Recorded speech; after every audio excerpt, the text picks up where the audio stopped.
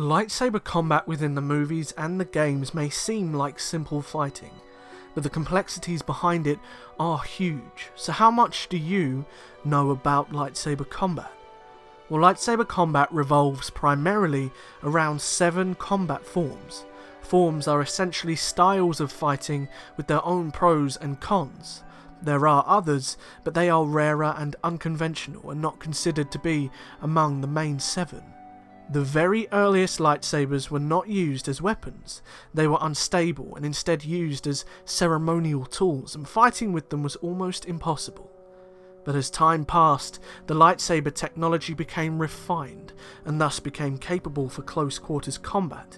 But to ensure that people used the lightsabers correctly, a form was needed to teach people how to effectively use the lightsaber to their advantage while also understanding its weaknesses. And because of this, Form 1, Shii-Cho, was born.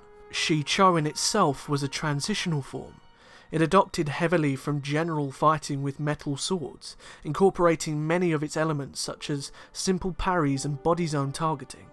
Additionally, Shii-Cho's wide, sweeping, angled attacks made it much more useful when fighting multiple enemies rather than a single combatant. But even so, Shii-Cho was designed to disarm and leave an opponent uninjured, with one of its signature maneuvers being called the disarming slash, or more anciently known as Sun Gem.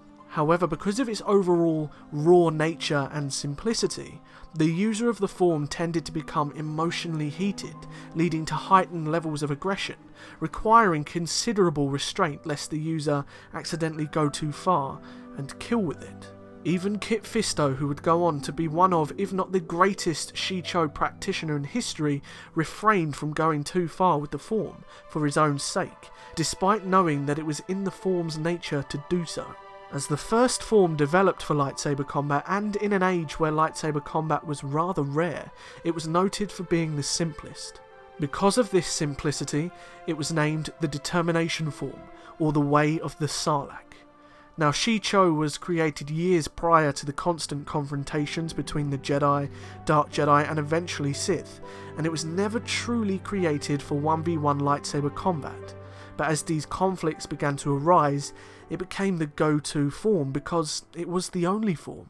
But as these confrontations between lightsaber duelists became a constant, Form 1's weaknesses in intimate 1v1 dueling were becoming very clear, and Form 2 was created, with Form 1 in a way becoming obsolete.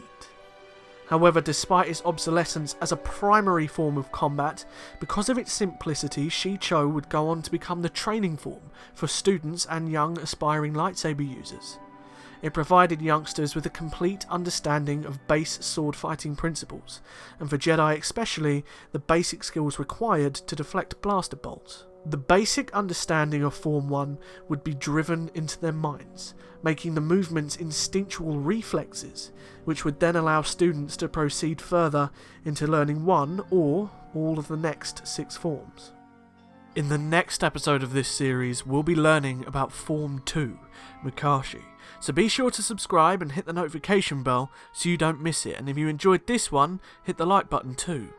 Come and follow me on social media, consider checking out my Patreon page, and follow the link in the description to get a free Star Wars audiobook if you're interested. Also, please join my Discord if you haven't. I'd love to have you there so we can talk about Star Wars.